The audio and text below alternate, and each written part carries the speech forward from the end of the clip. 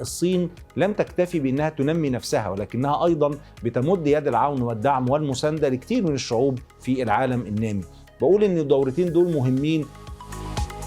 ويترغب السودانيين بصورة خاصة هذه الدورة في مارس لبناء علاقات مختلفة لتعزيز أواصر الروابط بين البلدين.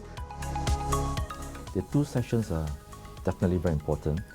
It's been watched by not just in ASEAN, but I think around the world. The whole world is looking forward to hear from the Chinese leaders in the two sessions, the deliberations, and what will be announced there. Because China is very important to the world, and especially to Malaysia, because as far as Malaysia is concerned, China is a very strong and very important trading partner.